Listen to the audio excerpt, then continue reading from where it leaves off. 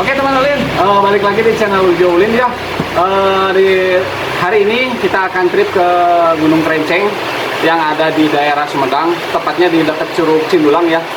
Dan sekarang sudah jam setengah lima ya, sudah jam setengah lima. Dan yang beda kali ini itu saya mendaki sama Faisal dan Bang Widi. Dan sekarang sore ini cuaca kali ini itu sedang agak sedikit hujan dan bisa dilihat hujan ya. Cuman hujannya nggak terlalu deras, tapi kalau misalkan kita nggak pakai jas hujan ya tetap aja basah. Jadi kita antisipasi dengan menggunakan jas hujan. Oke, tapi sebelum dilanjut menonton, buat teman Ulin jangan lupa untuk tetap mendukung channel Ujo Ulin dengan cara subscribe, like, komen, dan share ke banyak orang biar channel Ujo Ulin semakin terus berkembang. Dan jangan lupa juga aktifkan notifikasi loncengnya supaya ketika ada update video baru, ada pemberitahuan ke teman Ulin semuanya. Oke, lanjut menonton. Iya. Oh, 105.000 dua. Kondisi di jalan masih hujan teman Ulin ya. Tapi hujannya nggak terlalu besar juga, nggak terlalu deras. Tapi ya lumayan lah. Kita masih di daerah Rancaikek ya. Oke, dilanjut. Saya berdua, satu motor sama Bung Awin, sedangkan Faisal dia sendiri. Oh, mantap.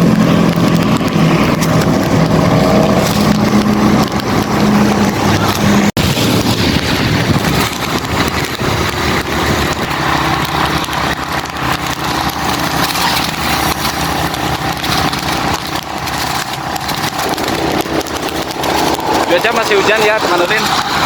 Sebentar lagi kita mau belok ke arah Curug Cindulang ya. Kita sudah berada di daerah Cikopo, Cicalengka.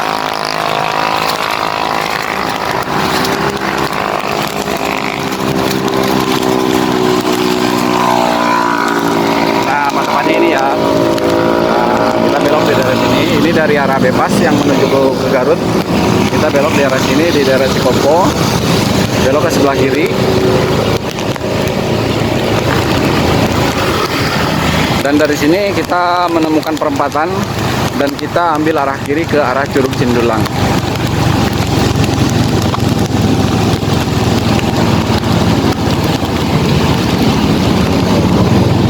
Nah, ini belokannya ya teman-teman. Dari sini kita lurus saja sampai bahkan sampai melewati Curug Cindulangnya sendiri. Curug Cindulangnya kita lewatin sendiri. Oke, dilanjut teman-teman. Oke teman-teman. Ini masih hujan ya. Posisi sekarang udah jam 5 sore. Kita masih di perjalanan dan kita udah sampai di Curug Cindulang ya.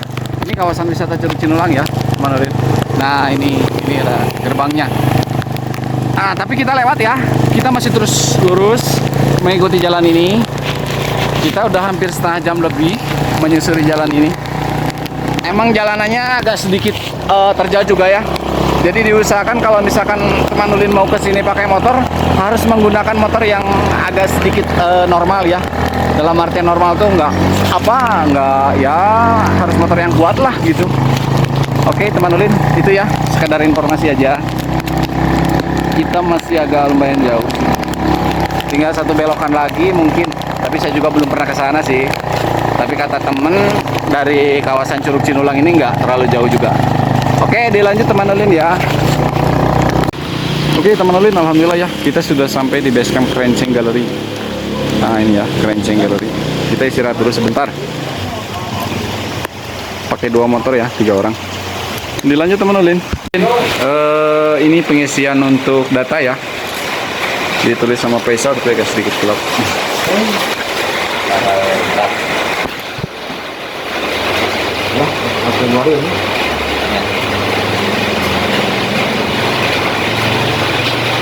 Ini di basecamp, masih di basecamp. Dan di sini juga menyediakan rental barang-barang ya. Jadi buat teman Ulin yang kekurangan peralatan atau barang buat ngecamp ataupun tektok ke Gunung Krenceng bisa sewa di basecamp.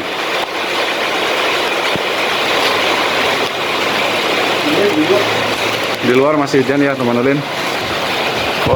Oke teman Ulin, kita istirahat dulu sebentar ya. Jadi tadi kita berangkat dari rumah Pit sekitar setengah 5 dan sekarang sudah jam 5:21, kurang lebih hampir 1 jam perjalanan karena emang hujan juga, kita nggak bisa ngebut. Terus di jalanannya juga agak sedikit terjal banget dan ya tapi bagus lah untuk jalanannya bagus tapi agak sedikit nanjak ya. Oke, itu aja mungkin ya. Untuk simaksinya 10.000 per orang dan untuk parkir motor 10.000 per motor. Itu hanya informasi saja ya teman-teman. Ini via Jambu Air ke Gunung Kerempeng via Jambu Air. Itu aja mungkin ya. Tapi tidak bosan-bosannya saya mengingatkan untuk tetap like, subscribe, like, comment, dan share biar channelnya makin berkembang. Dilanjutkan aja.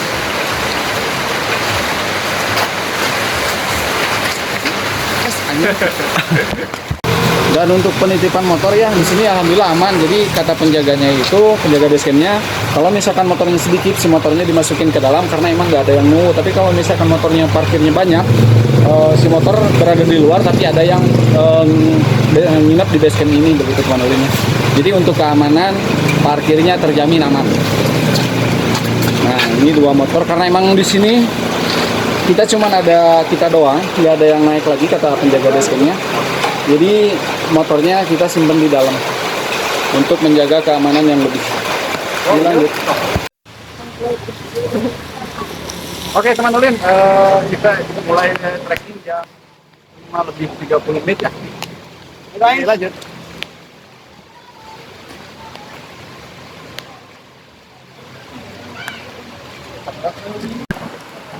Untuk jalanan di setelah base camp kita melewati jalur jalanan telur ya, masih belum melewati perkebunan, tapi masih di perkampungan. Jalanannya cukup terjal, tapi enaknya udah di telur.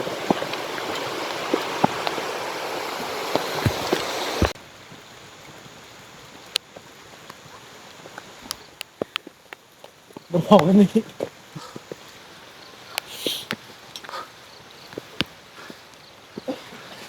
Kita masih di perkampungan warga ya teman-teman. Dan kita masih dalam perjalanan di jalan yang berpelur. Oke, dilanjut.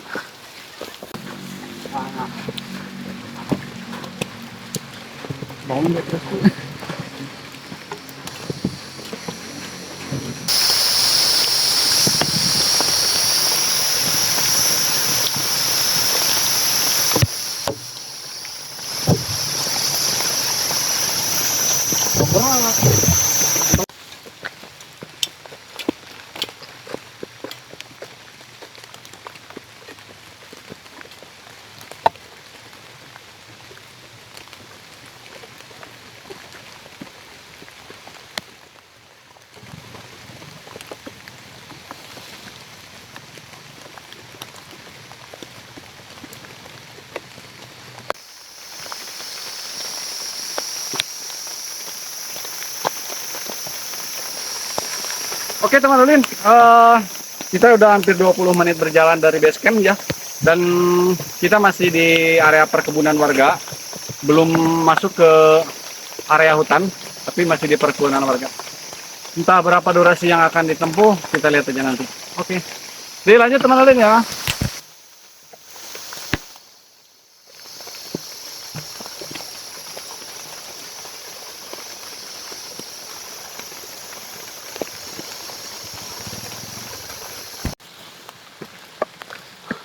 Oke, teman Ulin, kita udah sekitar 25 menit berjalan, tapi kita masih di jalan yang masih besar ya, dan bahkan kesananya ada yang di pelur juga.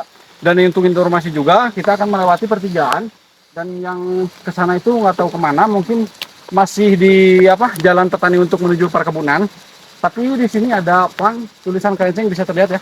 Di sana ada tulisan Kerenceng dan arahnya menuju ke sebelah sana. Jadi dilanjut ke sebelah sana. Dan informasi juga ini jalannya agak sedikit besar ya, dimungkinkan ini bisa masuk mobil juga dan dipergunakan oleh petani untuk mengangkut hasil panen dari perkebunan tersebut. Oke, teman Ulin, sebelum lanjut perjalanan jangan lupa subscribe, like, komen, dan share ke banyak orang biar channel Ujo Ulin terus berkembang. Jangan lupa juga aktifkan notifikasi loncengnya supaya ketika ada update video baru dari channel Ujo Ulin ada pemberitahuan ke teman Ulin semuanya. Oke, dilanjut teman.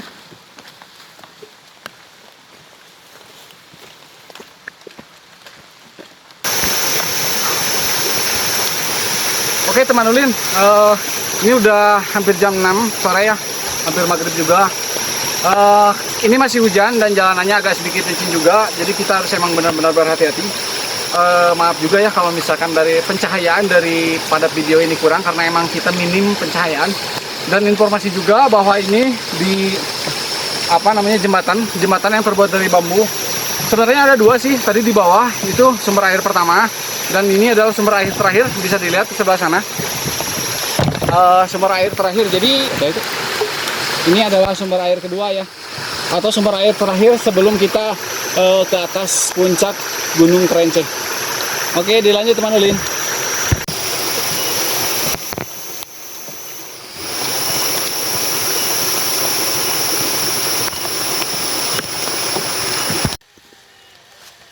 Oke teman Ulin, karena kan udah berkumandang adzan maghrib, masih terdengar adzan maghrib karena kita emang masih di area perkebunan warga, baru mau memasuki vegetasi rapat di Pegunungan Kerenceng. Di sini terlihat ada seperti gerbang ya. Disinilah perbatasan antara perkebunan warga dan Pegunungan Kerenceng. Oke, kita istirahat dulu aja di sini mungkin, karena emang maghrib terlebih dahulu. Dilanjut teman Ulin ya. Oke teman Ulin, maaf ya untuk di perjalanan kali ini berangkatnya kita nggak sempat ngerekord video karena emang kita kurang pencahayaan. Ini pun dibantu pencahayaan 2 HP ya, bisa melihat seperti ini. Sebenarnya kita di sini gelap banget. Kita udah lewati pos 2 ya, dan hampir nyampe di pos 3, dan kita bertemu dengan plakat yang bertuliskan Kerenceng Mountain, dan pemandangannya seperti ini teman Ulin. Iya. Itu ada pemandangan city light. Cuman sayang cuman sedikit ya. Kesininya terhalang sama pegunungan. Jadi hanya sedikit, entah itu daerah mana saya nggak tahu. Karena emang di sini saya buta arah. Masih hujan, rintik-rintik, tapi tetap semangat demi perjuangan. Oke teman Ulin, alhamdulillah ya, sekarang sudah jam setengah 9. Sebenarnya kita nyampe tadi dari sekitar setengah 8-an kita udah nyampe. Cuman karena emang situasinya hujan, terus kita juga agak sedikit kedinginan dan pencahayaannya juga kurang, akhirnya tidak merekod video ya. Dan sekarang alhamdulillah sudah beres, karena kita emang lapar juga. Tadi sempat bikin kopi terlebih dahulu, tapi belum masak ya, karena emang kita kedinginan, jadi bikin yang hangat terlebih dahulu. Hanya sekedar saran ya teman Ulin, himbauan juga buat teman Ulin, tidak direkomendasikan atau tidak dianjurkan untuk melakukan pendakian malam, tidak dianjurkan untuk melakukan pendakian malam. Apalagi ketika cuaca sedang hujan. Terasa juga tadi sama saya, emang tidak untuk ditiru juga ya teman Ulin.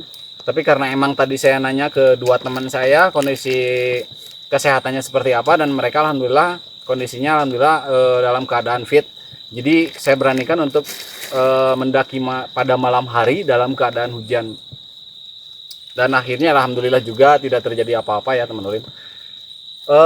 Itu aja mungkin ya. Karena emang ini juga udah malam, jadi kita juga udah lapar, kita mau langsung masak aja kali ya. Tapi nggak akan terlalu banyak yang dipasak juga ya. Kalau cuman sama laki-laki untuk mendaki ya paling kita cuman pasak mie dan nasi doang, seperti itu ya teman Ulin. Terus apa lagi ya? Setelah masak tidak akan ada banyak acara mungkin ya. Mungkin kalau untuk api unggun juga susah ya, karena emang kondisinya basah juga. Palingan kita ada sedikit session ngobrol-ngobrol aja nanti di dalam tenda sama Bung Faisal dan Bung Windy. Itu juga kalau mereka berkenan ya untuk masuk dalam video konten hari ini. Itu teman Ulin ya, tapi sebelum lanjut menonton, saya tidak akan pernah bosan mengingatkan kepada teman Ulin untuk mendukung channel Ujo Ulin dengan cara subscribe, like, komen, dan share ke banyak orang, biar channel Ujo Ulin semakin terus berkembang. Serta aktifkan notifikasi loncengnya supaya ketika ada update video baru dari channel Ujo Ulin, ada pemberitahuan ke teman Ulin semuanya. Itu aja mungkin teman Ulin ya, dilanjut ngopi, langsung masak. Oke teman Ulin, alhamdulillah ya. Tadi kita udah masak, udah makan juga, dan tadi udah berusaha untuk membuat api unggun yang akhirnya alhamdulillah sudah nyala. Cuman masih ada asap-asapnya dikit, asapnya juga ngalangin. Jadi mohon maaf ya kalau misalkan di gambarnya ada asap, gitu karena emang situasinya kita kedinginan banget. Saya juga tadi sampai menggigil ya teman Ulin. Kita tadi udah makan, alhamdulillah. Sekarang sudah jam 21.54, jam 10 kurang 6 menit.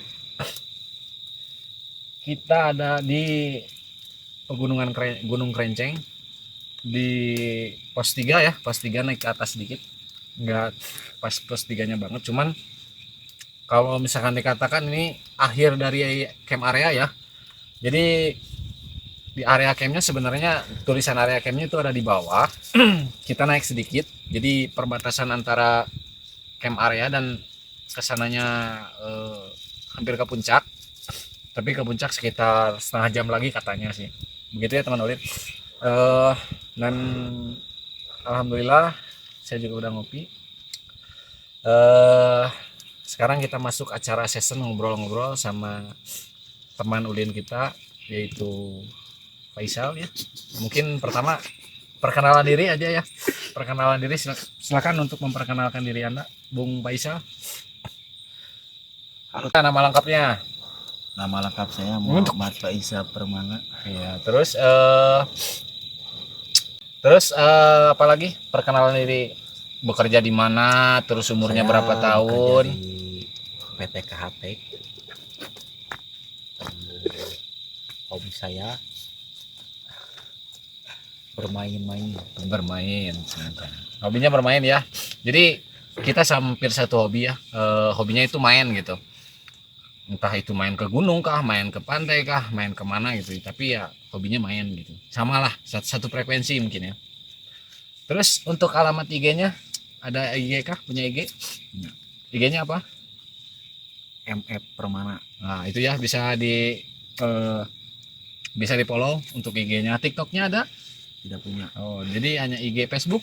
Ada Facebook apa? Facebook? M Faisal FRMN. Nice. Nah itu ya, nanti ditulis di bawah sini ada. Nah itu untuk perkenalan diri. Sebenarnya sih kita kan naik bertiga ya. Satu lagi ada di belakang kamera dan dia lagi berusaha untuk terus membuat api unggunnya menyala karena emang kita kedinginan banget. Jadi dia sekarang berada di belakang kamera yang sedang membuat api unggun. Itu namanya Windy. Sekedar informasi aja lah. Tadi juga udah terekod sama kamera ya. Namanya Windy. Dia hampir satu angkatan sama saya. Tinggalnya juga dekat sama saya, satu kampung ya. Terus apa lagi ya? Terus langsung ke Faisal aja dulu ya. Faisal udah lama menjadi pendaki gunung? Belum. Udah berapa lama? Sekitar 2 sampai 3 bulan. Udah ke gunung mana aja? Alhamdulillah, pertama saya muncak itu 2017 sama teman-teman 11 orang ke Manglayang. Kedua kali pengawalan lagi ke Gunung Guntur dan sering ke Krencing, paling tektok Ya, terus ya paling segitu. Kalau muncak, kalau ngecamp ya, kalau tektok di Krencing sama Manglayang. seringnya tektok apa ngecamp nih, Bung Faisal? Seringnya tektok dan ngecamp baru beberapa kali. Berarti udah lama ya, dari tahun 2017. Ngecamp di Bukit Bupalo di Garut ya? Mending ya. Pertama kali mendaki itu di 2017. Berarti udah lama juga ya. Bisa dikatakan pendaki senior ya teman Ulin ya. Kalau dari 2017. Cuman pasif. Oh, pendaki senior yang pasif katanya. Oke. Terus kesan-kesan Gunung Krenceng ini kan tadi katanya udah sering ya ke Krenceng, terutama tektokan. Itu apa namanya? kesan dan kesan tentang Gunung Kerenceng itu sendiri gimana menurut Bung Faisal?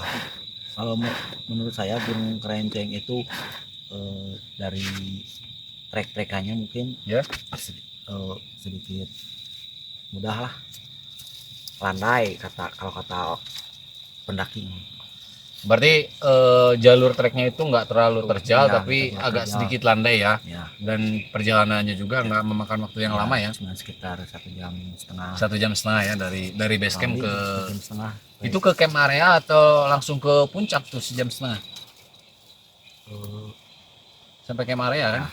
Jadi area untuk informasi aja ya, bahwa ke Kerenceng ini kurang lebih kalau misalkan dari base camp sampai ke camp area itu 1,5 jam, dan dari camp area ke puncaknya itu kurang lebih setengah jam.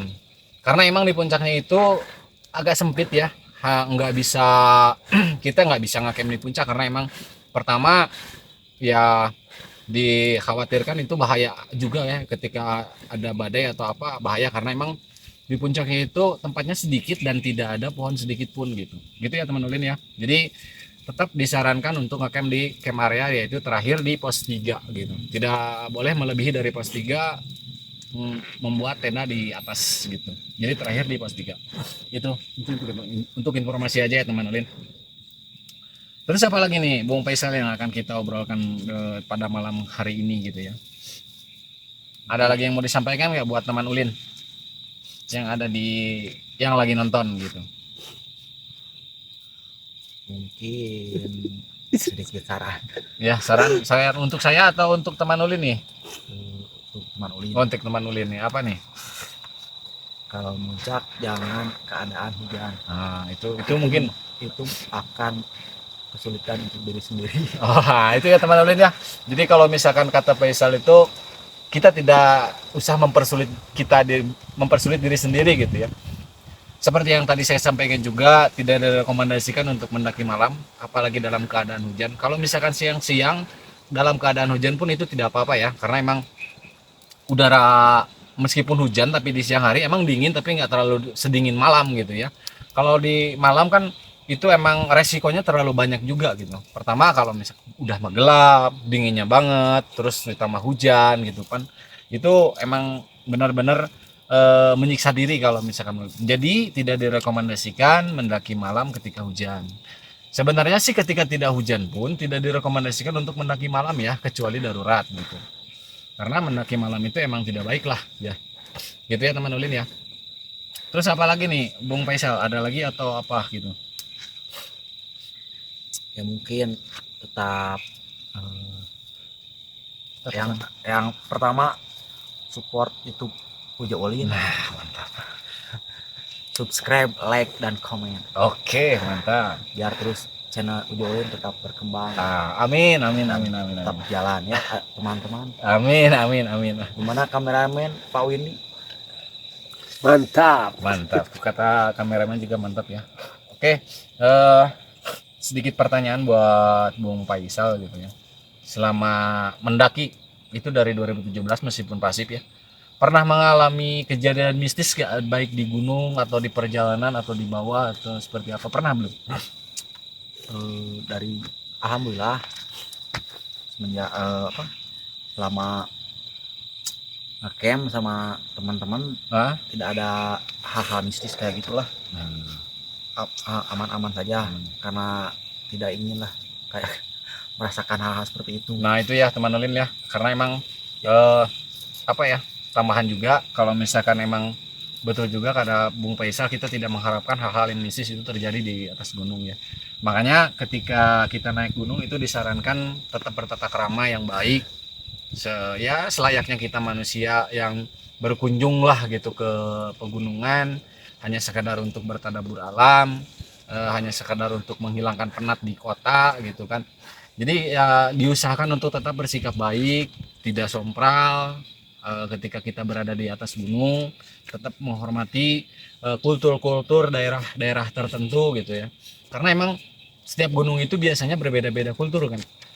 Saya pernah mendengar ketika ada mitos kalau misalnya ke gunung apa nggak boleh pakai baju warna hijau atau apa gitu. Itu kan sebuah tradisi kultur daerah di sana gitu, dan ya mau tidak mau ketika kita ingin mengunjungi daerah tersebut ya kita harus mengikuti kultur itu gitu. Seperti itu ya Bung Faisal ya. Iya.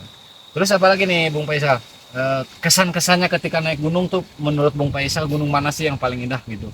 Ketika gunung pernah didaki kan kayak Manglayang, ke Guntur udah, terus kemarin ke Buffalo Hill. Nah, yang paling indah, yang paling berkesan tuh menurut Bung Faisal gunung mana nih? Yang paling berkesan gunung Guntur. Gunung Guntur itu Karena apa tuh? Kenapa? itu pertama saya bisa melihat apa? Kami itu sunrise. Sunrise. Oh, jadi pernah dapat Ya. sunrise yang indah mungkin ya. Terus Terus selama perjalanannya itu apa namanya teh mencoba menguji diri kita sendiri kan. Sama itu kan berangkat subuh, bangun tidur, langsung berangkat.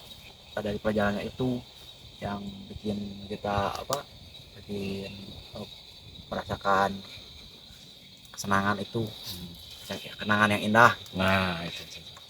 Terus sisi keindahan Guntur apa?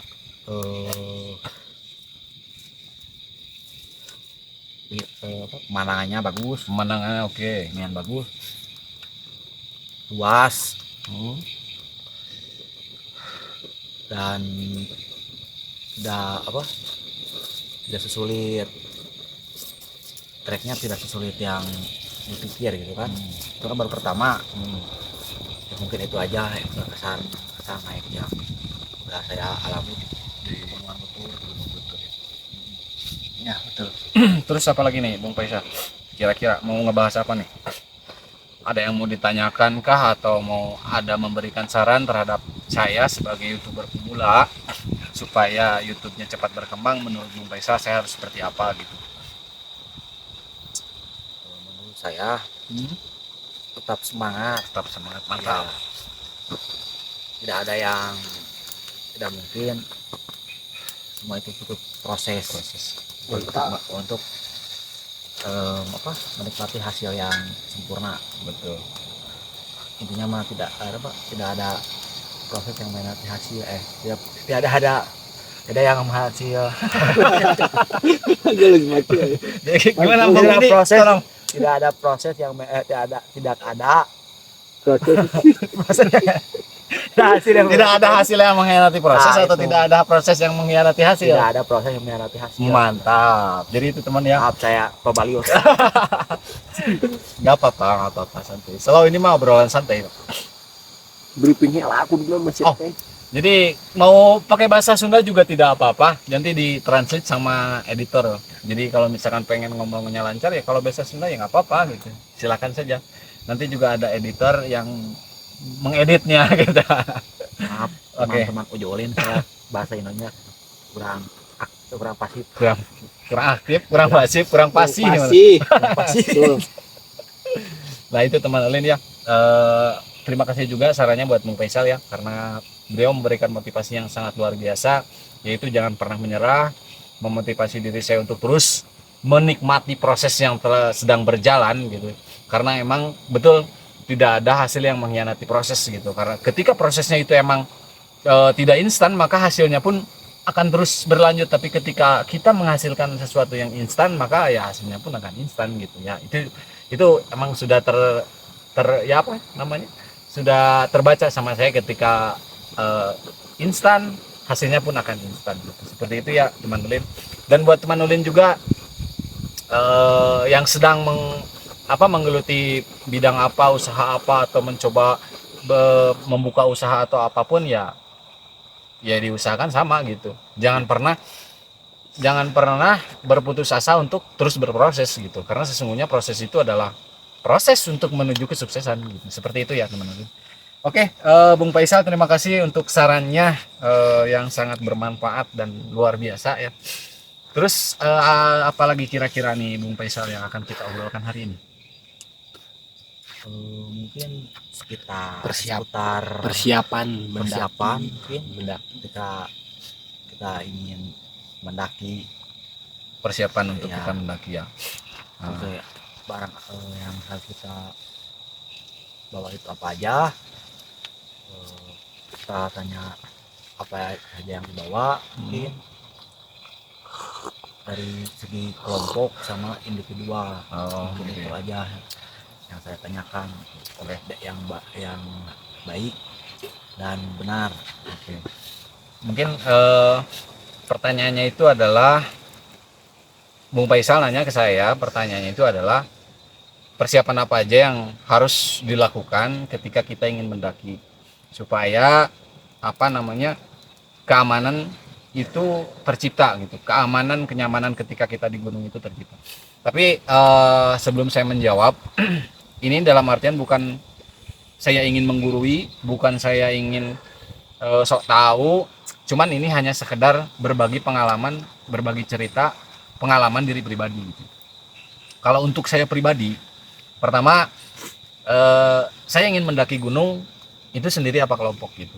Kalau misalkan sendiri saya tektokan atau saya ngecamp sendiri, itu dalam artian barang-barang yang dibawa pun hanya untuk bercukupkan untuk pribadi saja gitu. Karena emang saya sendiri gitu ya. Kalau untuk pribadi itu ya pertama ya mungkin kalau misalkan ngecamp ya kita bawa tenda. Pertama tenda. Yang kedua itu peralatan makan. Peralatan makan plus peralatan masak ya. Ada kompor portable, ada cooking set, ada ya makanannya pun ada gitu. Terus kita harus bisa memanage barang bawaan kita, yaitu baik itu dari segi minum, air, ataupun dari segi makanan yang kita bawa. Berapa lama kita akan berada di gunung, berapa lama kita akan berada di tempat yang jauh daripada sumber makanan, sumber air. Nah itu kita di manage terlebih dahulu gitu.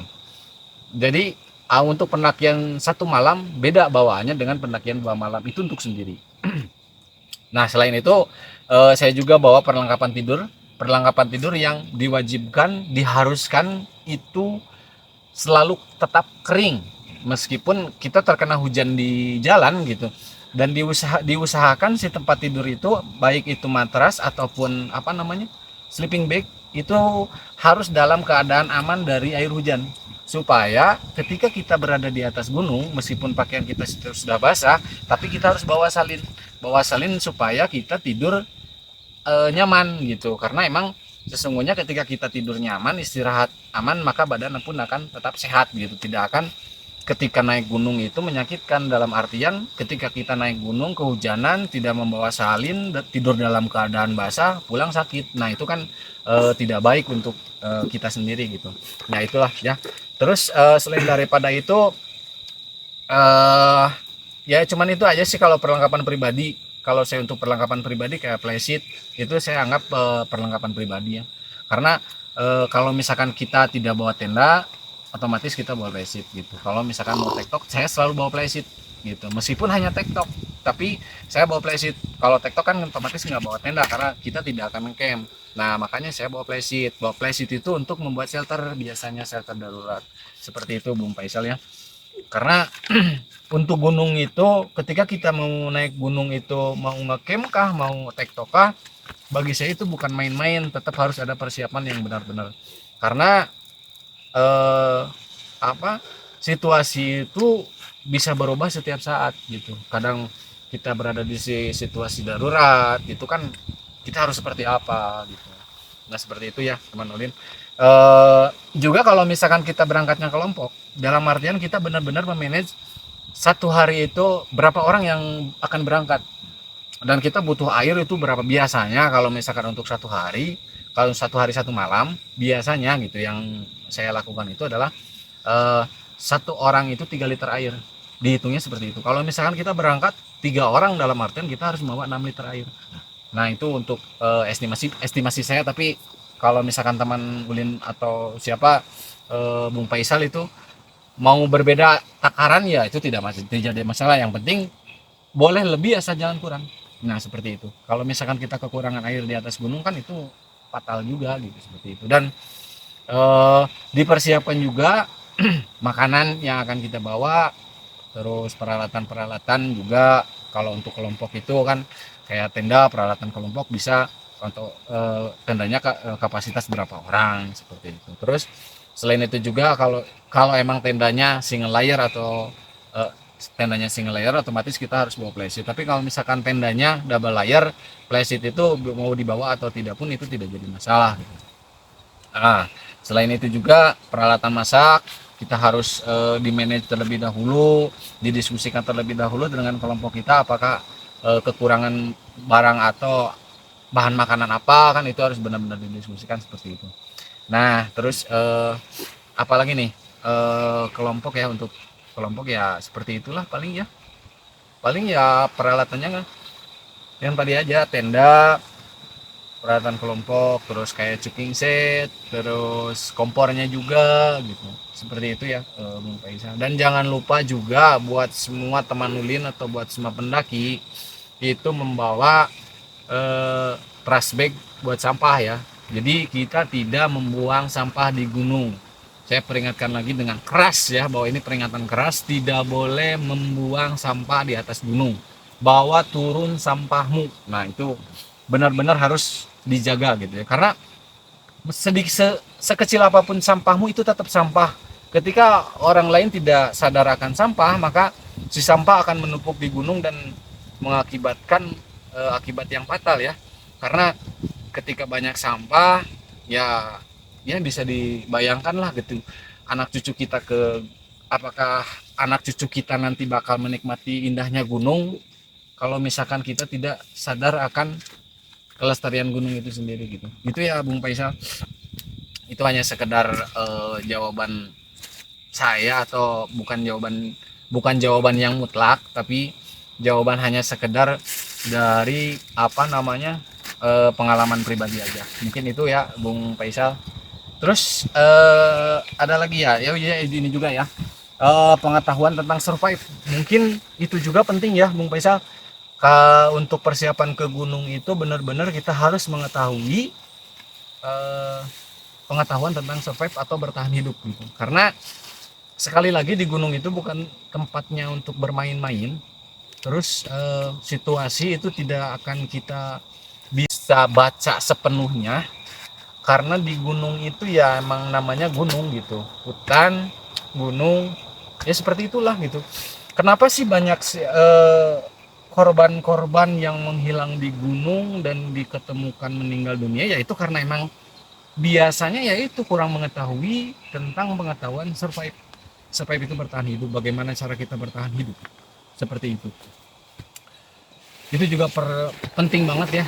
Tapi untuk konten sekarang saya tidak bisa utarakan bagaimana cara kita bertahan hidup di hutan, karena emang mungkin terlalu panjang juga ya. Itu mungkin bisa dibahas di konten-konten berikutnya. Begitu ya teman Ulin. Ada lagi ya nggak Bung Faisal selain itu? Yuk. Oh iya teman Ulin, itu kameramen ternyata terkena pacet. Bentar dulu Bung Faisal ya, wah udah gede ternyata teman Ulin. Nah ini, halo Sel. Nah ini teman Ulin, kameramen kita terkena pacet karena emang ini hujan juga ya, tempatnya lembab. Jadi pacet ini kemungkinan ada. Wah mantap teman Ulin, dia terkena pacet. Sepertinya harus dilaan dulu itu pacetnya. Waduh. Oke, teman Ulin itu ya. Tadi terpotong terlebih dahulu karena memang tadi ada pacet di kakinya kameramen.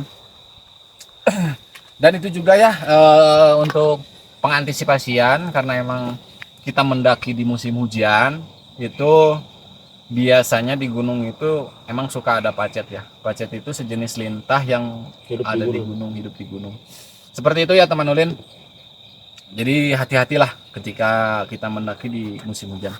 Selain daripada licin, gelap, apalagi malam hari ya, terus pacet juga itu lumayan berbahaya untuk diri kita. Itu mungkin ada lagi Bung Faisal yang mau ditanyakan atau mau disampaikan begitu, atau mau diobrolkan di malam hari ini. Begitu Faisal? Situasi dan kondisi ketika di gunung, ketika mengalami hal seperti hujan, seperti angin yang kencang gitu kan, yang besar. Kita harus menghadapi situasi itu, kita harus bagaimana gitu. Ya, kalau misalkan menghadapi situasi hujan ataupun angin badai ya, itu emang gimana ya? Emang hujan tidak bisa kita kendalikan. Badai pun sama, kita tidak bisa kendalikan. Dalam artian persiapan di diri kitanya aja harus betul-betul ya. Balik lagi ke yang tadi ya.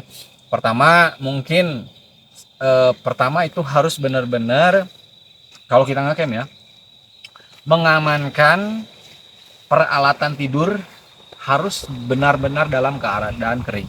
Dalam artian ya kita mau bungkus plasbega, mau dibungkus plastika atau seperti apa yang berada di dalam tas kita ya itu bisa tergantung persepsi teman-teman sih. Seperti itu ya.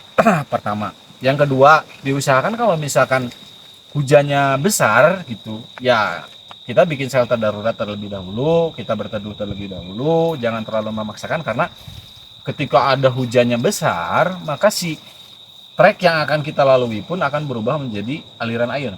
Nah, itu kan bisa membahayakan juga. Jadi, diusahakan untuk tetap membuat shelter darurat, kita berteduh, beristirahat terlebih dahulu, menunggu hingga hujannya reda. Terus gimana kalau misalkan seandainya kita ada badai?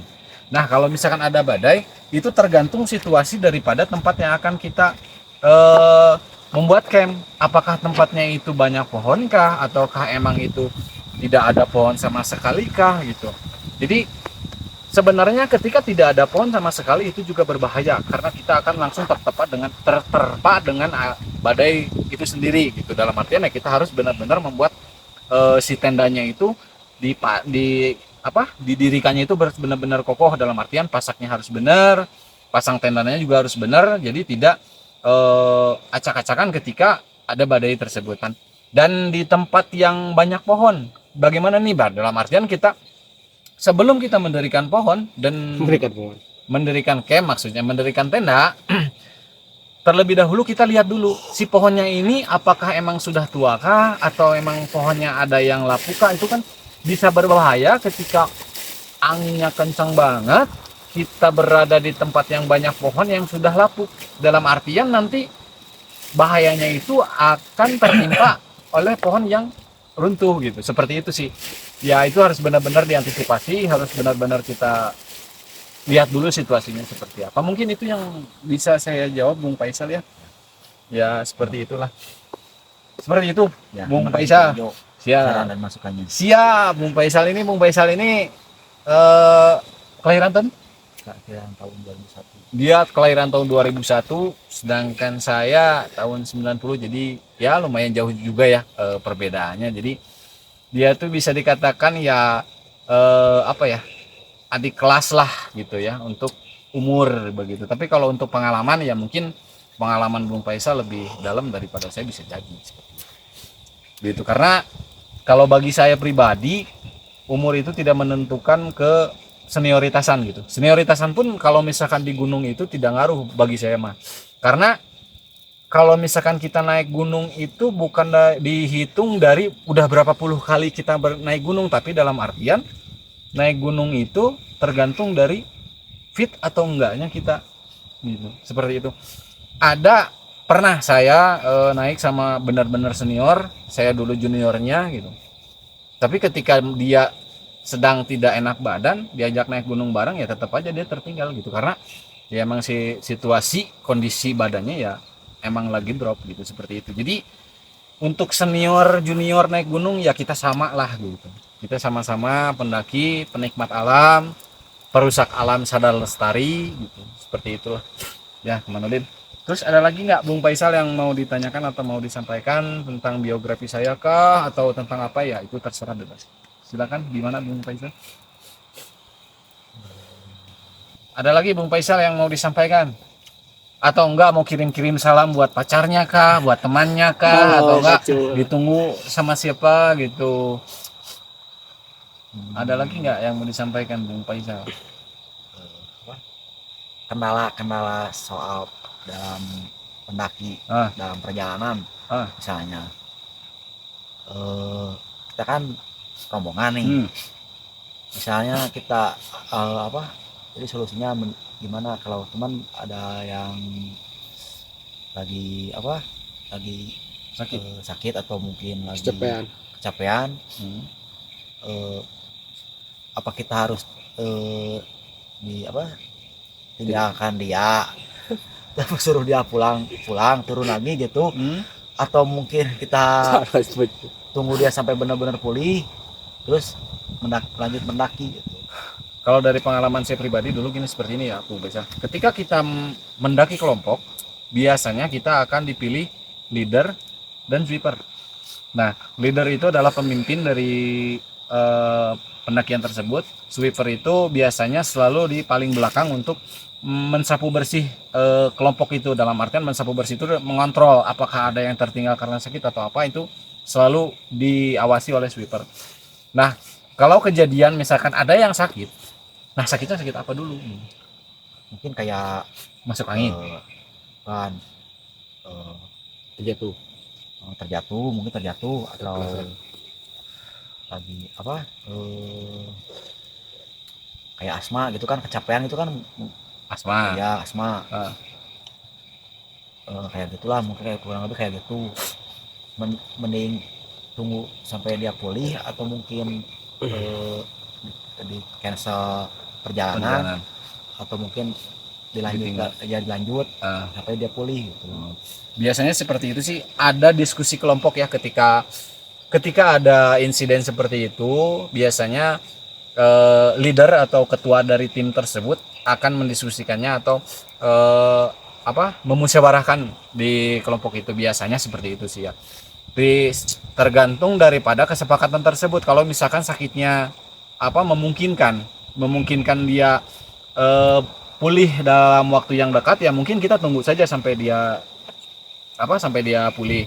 Kalau misalkan seandainya dianya tidak pulihnya lama atau enggak, penyakitnya agak berat misalkan, ya itu tergantung dari teman kita, diskusi lagi dengan teman apakah emang ada teman atau relawan kita yang mau menemani orang sakit itu turun, kita terus lanjut, sebagian kelompok lanjut, itu bisa didiskusikan tergantung dari kesepakatan. Apakah kalau misalkan emergensi banget ya otomatis turun semua, itu tergantung dari kebijakan ketua tim tersebut gitu.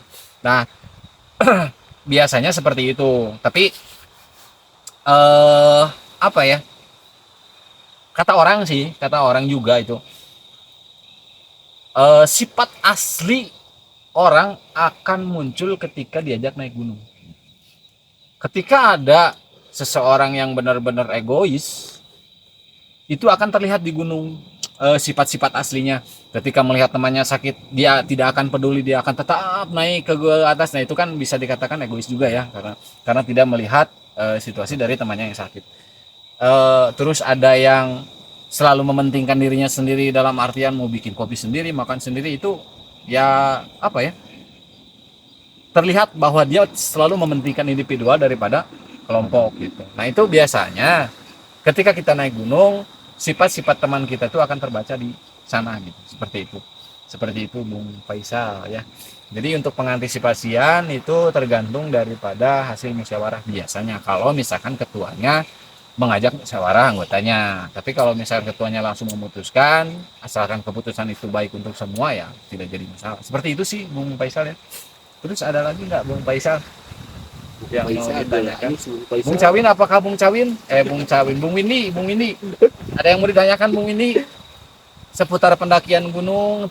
Sekali lagi ya, saya tekankan bahwa di sini saya bukan ingin menggurui, bukan ingin so tahu, tapi saya ingin bercerita tentang pengalaman pribadi saya. Seperti itu ya teman ulin ya, jangan dibully. Ada lagi Bung Faisal atau emang sudah habis kah?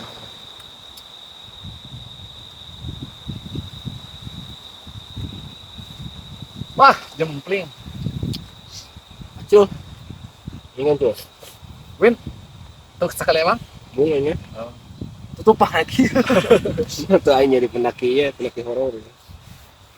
Oke, teman ulin, mungkin itu ya sekilas obrolan, karena ini sudah jam 22.30, dalam artian setengah 11 pas. Ini sudah setengah 11 pas. Jadi karena emang kita besok rencananya mau summit itu di pagi hari. Jadi sekarang kita mau istirahat terlebih dahulu. Mungkin seperti itu ya obrolannya. Mudah-mudahan dari obrolan ini ada manfaat yang didapat, ada ilmu yang dapat diserap, dan juga bisa menghibur buat teman ulin semuanya. Dan ya untuk mungkin sebelum menutup kita di season ini, tidak pernah bosan saya untuk mengingatkan teman ulin untuk tetap mendukung channel Ujo Ulin dengan cara subscribe, like, komen, dan share ke banyak orang, baik itu mau ke keluarga, mau ke teman, mau ke saudara. Di share supaya channel Ujo Ulin semakin berkembang. Terus jangan lupa juga aktifkan notifikasi loncengnya supaya ketika ada update video baru dari channel Ujo Ulin itu ada pemberitahuan langsung ke teman ulin semuanya. Terus jangan lupa juga tonton seluruh video yang ada di channel Ujo Ulin. Semoga tontonan itu bisa bermanfaat bagi teman ulin dan juga bisa menghibur teman ulin semuanya. Saya juga ingin mengucapkan banyak terima kasih kepada teman ulin yang sudah mensubscribe, sudah menonton semua videonya. Saya benar-benar mengucapkan banyak terima kasih. Nah itu aja mungkin ya teman ulin. Ada lagi yang mau disampaikan terakhir Bung Faisal? Tidak. Oke, itu aja mungkin ya teman ulin. Dilanjut besok. Oke.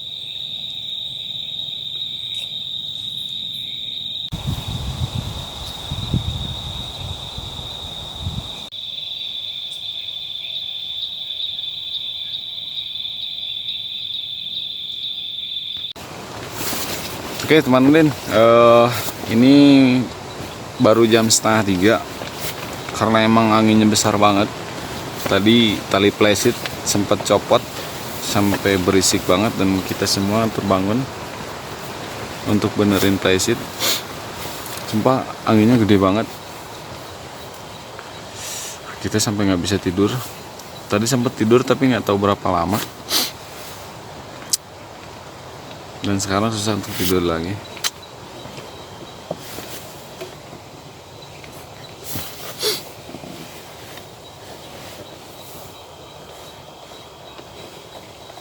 Ini mereka berusaha untuk tidur lagi.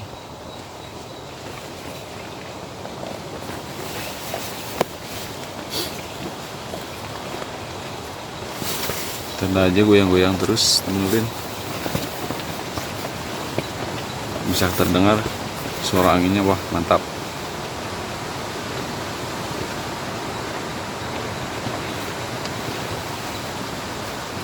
Tapi kita coba tidur lagi, memang persiapan buat besok pagi mau summit ke puncak.